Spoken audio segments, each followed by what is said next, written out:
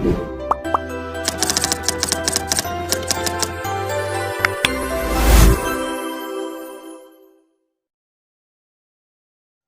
दोस्तों, welcome to transient academy. तो friends, आशा राखું છું તમે બધા મજામાં છો, મસ્ત છો।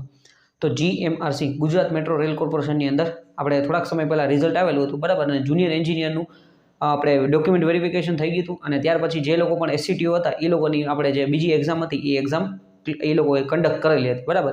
હવે CRA અને મેન્ટેનર માટે છે ને કોલ લેટર આવી ગયા છે ડોક્યુમેન્ટ વેરિફિકેશન કરવા માટે, ડોક્યુમેન્ટ વેરિફિકેશન અને મેડિકલ માટે, બરાબર।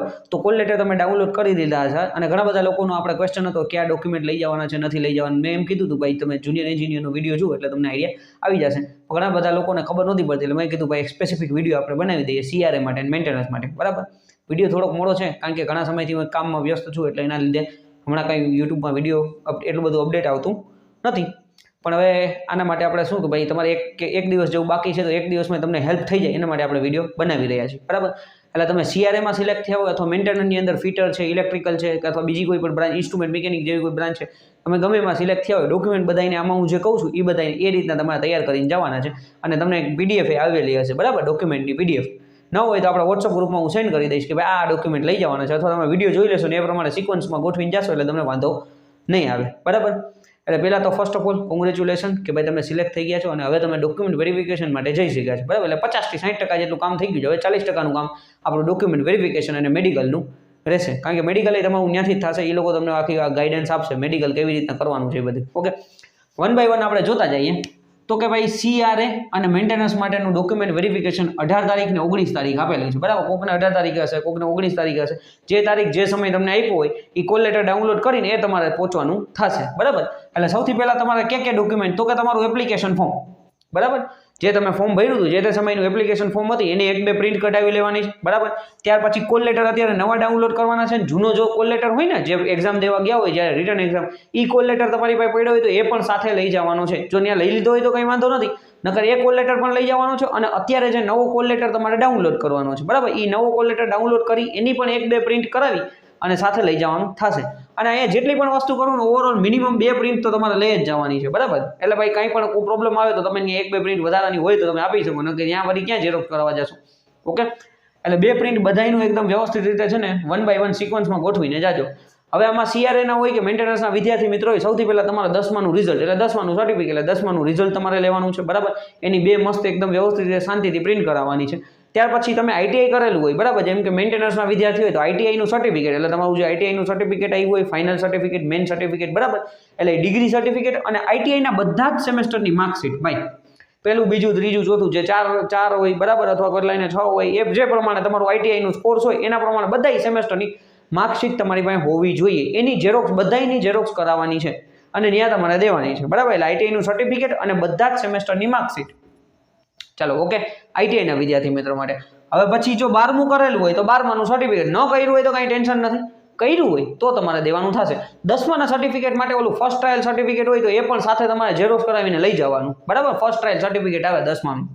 પછી ગ્રેજ્યુએશન એટલે કે જે CRAના વિદ્યાર્થી મિત્રો હોય તો એ લોકો માટે ગ્રેજ્યુએશન, બરાબર, એટલે તમારું ગ્રેજ્યુએશન તમે જે કંઈ પણ જે ફિલ્ડની અંદર ગ્રેજ્યુએશન કર્યું હોય, જેમ કે BCom છે, BA છે, BCA છે, MCA, XYZ, કોઈ પણ જગ્યાએ તમે ગ્રેજ્યુએશન કરેલું હોય તો એ ગ્રેજ્યુએશનનું સર્ટિફિકેટ, ઓકે, મેઇન સર્ટિફિકેટ અને બધા જ સેમેસ્ટરની માર્કશીટ, એટલે ITI વાળાને ITIનું, ગ્રેજ્યુએશન વાળાને ગ્રેજ્યુએશન અને બધા સેમેસ્ટરની માર્કશીટ લઈ જવાની થશે, બધાની 2-2 ઝેરોક્સ કરાવી લેવાની છે, બરાબર સાહેબ। 6 માર્કશીટ છે, નાપાસ થયા હોય તો એની માર્કશીટ લઈ, પણ નાપાસ થયા હોય કોઈ પણ સબ્જેક્ટમાં ફેલ થયા હોય તો ભાઈ તમે બીજી વખત પાસ કર્યું હોય તો એની પણ માર્કશીટ તમારી પાસે હશે તો એ પણ ઝેરોક્સ કરાવીને લઈ જવાની છે, ઓકે।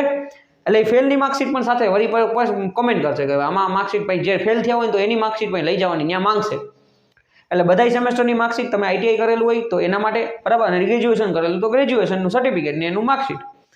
ત્યાર પછી આપણા પાન card, Aadhaar card, school leaving certificate, બરાબર। પાન કાર્ડ એકદમ વ્યવસ્થિત રીતે સારી પ્રિન્ટ કઢાવવાની છે, થોડીક મોટી પ્રિન્ટ કઢાવવાની જેથી ફોટો વ્યવસ્થિત રીતે દેખાય, આધાર કાર્ડની પ્રિન્ટ કઢાવવાની છે, બરાબર, એકદમ વ્યવસ્થિત રીતે। સ્કૂલ લિવિંગ સર્ટિફિકેટ, બરાબર, તમારું સ્કૂલનું લિવિંગ સર્ટિફિકેટ। પછી ઇલેક્ટ્રિસિટી બિલ છેલ્લું એટલે એ એડ્રેસ પ્રૂફ માટે માંગ્યું છે, બરાબર, છેલ્લું ઇલેક્ટ્રિસિટી બિલ તમારું જે હોય એ લઈ જવાનું, ઓકે। અત્યારે તો પાછા ઓલા ડિજિટલ આવી ગયા છે તો એના પહેલાંનું કોઈ પણ આપણી પાસે હોય જેમાં એડ્રેસ આવતું હોય તો એ પ્રમાણે તમે એને ઝેરોક્સ કરાવીને લઈ જઈ શકો છો। પછી ભાઈ OBCના વિદ્યાર્થી મિત્રો હોય, OBCના વિદ્યાર્થી મિત્રો માટે નોન ક્રિમિનલ સર્ટિફિકેટ, બરાબર, અને SC STના વિદ્યાર્થી મિત્રો માટે, SC STના વિદ્યાર્થી મિત્રો માટે જાતિનો દાખલો, ઓકે. અને જો ઓપન કેટેગરીમાં ઈડબ્લ્યુએસમાં આવતા હોય, એટલે ઓપનની અંદર આપણે ઈડબ્લ્યુએસ કેટેગરીમાં આવતા હોય તો એ લોકો માટે ઈડબ્લ્યુએસ સર્ટિફિકેટ. ઓપનની અંદર આવતા હોય તો એમાંથી આ તમારે ત્રણેયમાંથી આ કાંઈ ની કાંઈ જરૂર પડશે નહીં. પણ તો જો તમે ઓબીસીમાં આવો છો તો તમારે નોન ક્રિમિનલ સર્ટિફિકેટની ઝેરોક્સ આપવી જોશે. એસસી એસટીમાં આવતા હોય તો તમારે જાતિનો દાખલો આપવો પડશે.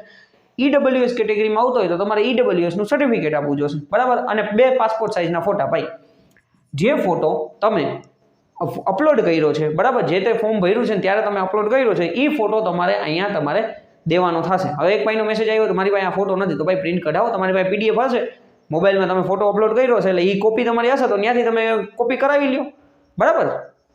ફોટો એ જ કીધું છે, ફરજિયાત કીધું છે ભાઈ, જે ફોટો તમે અપડેટ કર્યો હોય ને ફોર્મ ભરતી વખતે એ જ ફોટો તમારે 2 લેવાના છે. એટલે 2 થી વધારે આપણે લઈ જવાના છે, બરાબર. અહીંયા 2 એ લોકોએ 2 કીધું છે એટલે આપણે વધારે લઈ જવાના. ન હોય તો તમારી પાસે પાસપોર્ટ સાઇઝનું આપણી પાસે જે ઓલી પીડીએફ કોપી હશે, જેપીજી કોપી હશે, તો તમે દુકાને જઈ દુકાનવાળાને કહેશો એટલે એમાંથી તમને 5-10 કોપી કાઢી દેશે. તો એ બધું વ્યવસ્થિત રીતે તમે કરી જશો એટલે તમને વાંધો નહીં આવે, બરાબર. એટલે એ જ ફોટો જોશે. જેટલા ડોક્યુમેન્ટ કીધા છે એ બધાય ફરજિયાત તમારે લઈ જવાના થશે. ન હોય તમારી પાસે તો તમારે ત્યાં વાત કરવાની થશે, ભાઈ મારી પાસે નથી, તો તમને થોડાક દિવસનો સમય તમને આપી શકે, ભાઈ આટલા દિવસમાં કઢાવી શકો. એ એમના ઉપર આધાર રાખશે, બરાબર. આ હું અહીંથી કહી દઉં કે હાલો હલાવી લેશે એવું નહીં. એ લોકો એમ કહે કે હાલશે તો ઠીક છે, નહીં હાલે તો એ લોકો ગમશે નહીં હાલે 1-2 દિવસમાં જમા કરાવો, આવી રીતના કરો તો એની ફાઇનલ નિર્ણય આપણા જીએમઆરસી વાળાનો લેશે. હું અહીંથી કહી દઉં એ નહીં ચાલે, બરાબર. એટલે આ રીતના તમારે આટલા બધા ડોક્યુમેન્ટ વ્યવસ્થિત રીતે તૈયાર કરી એકદમ બંધ કરી તમને આ જે સિક્વન્સ આપેલી છે, બરાબર. એટલે સૌથી પહેલાં તમારે શું કરવાનું, 10માનું સૌથી ઉપર 10માનું રિઝલ્ટ, પછી આઈટીઆઈનું રિઝલ્ટ, આઈટીઆઈ કરે ગ્રેજ્યુએશન હોય તો ગ્રેજ્યુએશનનું રિઝલ્ટ, એટલે મેઇન સર્ટિફિકેટ, અને ત્યાર પછી બધાય સેમેસ્ટરની એટલે ભાઈ સેમેસ્ટરની માર્કશીટ, ત્યાર પછી PAN card, Aadhaar card, school leaving certificate, electricity bill અને ડ્રાઇવિંગ લાઇસન્સ હોય તો એ સાથે લઈ જવું, બરાબર. ઝેરોક્સ કરાવીને જરૂર પડે તો જેટલું આપણી પાસે ડોક્યુમેન્ટ હોય એ બધાય લઈ જવાના થશે.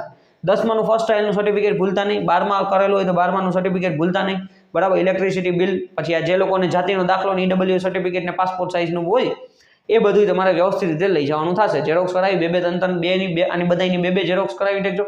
ફોટા આપણે 4-5 લઈ જાજો, બરાબર. આપણા એપ્લિકેશન ફોર્મની અને કોલ લેટરની 2 ઝેરોક્સ કરાવી લેજો, જરૂર પડે એટલે વાંધો ના આવે, બરાબર. છેલ્લે ફાઇનલ બધાયનો ક્વેશ્ચન છે ભાઈ, કોન્સોલિડેટેડ માર્કશીટ નથી મળતી, તો એની જરૂર નથી. કોન્સોલિડેટેડ માર્કશીટનો મતલબ બધા જ માર્કશીટનો એક એવી માર્કશીટ કે જેમાં બધું તમારું રિઝલ્ટ આવી જાય. તો એના માટે કાંઈ જરૂર નથી. જો તમારી પાસે બધાય સેમેસ્ટરના, કારણ કે જુનિયર એન્જિનિયરમાં બધાને એમ જ કીધું હતું ભાઈ, જો તમારી પાસે બધાય સેમેસ્ટરની માર્કશીટ હોય ને તો કોન્સોલિડેટેડ માર્કશીટની જરૂર પડતી નથી. બાકી જીટીયુમાં જે વિદ્યાર્થી મિત્રો ભણેલા હોય તો સ્ટુડન્ટ ગ્રેડ હિસ્ટ્રી કાઢીને તમે આપી શકો છો. બાકી કોઈ વિદ્યાર્થી મિત્રોને જરાય જરૂર નથી, એની ટેન્શન લેવાની જરૂર નથી કે મારી પાસે કોન્સોલિડેટેડ માર્કશીટ નથી, બરાબર. તમારી પાસે આ બધા સેમેસ્ટરનું રિઝલ્ટ હોવું જોઈએ. એ રિઝલ્ટની ઝેરોક્સ તમે આપશો એટલે કોન્સોલિડેટેડ માર્કશીટ જ થઈ ગયું, એની કાંઈ જરૂર પડતી નથી, બરાબર. એટલે એની કાંઈ ચિંતા કરવાની જરૂર નથી. બધાનો ક્વેશ્ચન એ જ આવે છે કોન્સોલિડેટેડ માર્કશીટ ક્યાંથી કઢાવી. બાકી જે કંઈ પણ ડોક્યુમેન્ટ હોય, બરાબર, એક જન્મ તારીખનો દાખલો પણ લઈ જાજો, કહી દઉં છું, જન્મનું પ્રમાણપત્ર, બરાબર. જન્મનું પ્રમાણપત્ર લઈ જાજો એટલે તમને વાંધો ના આવે. આમાં કીધું નથી પણ જન્મનું પ્રમાણપત્ર ઝેરોક્સ કરીને લઈ જાજો એટલે વાંધો ના આવે, બરાબર.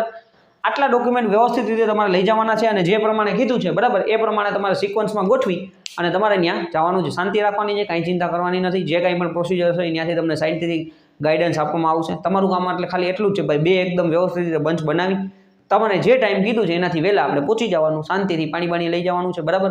પાણીનો શીશો ભરી જવાનો, કાંઈ નાસ્તો બાસ્તો વ્યવસ્થિત રીતે કરીને જવાનો. ટેન્શન લેવાની કાંઈ જરૂર નથી. જે થશે એ ભગવાન પ્રમાણે થશે, બરાબર.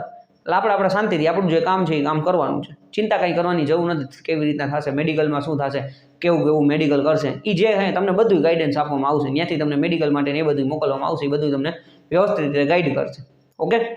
બાકી કાંઈ પણ ક્વેશ્ચન હોય તો કમેન્ટ કરજો અથવા પર્સનલમાં મેસેજ કરી શકો છો, okay. Thank you for watching this video. Like, share and subscribe transact academy.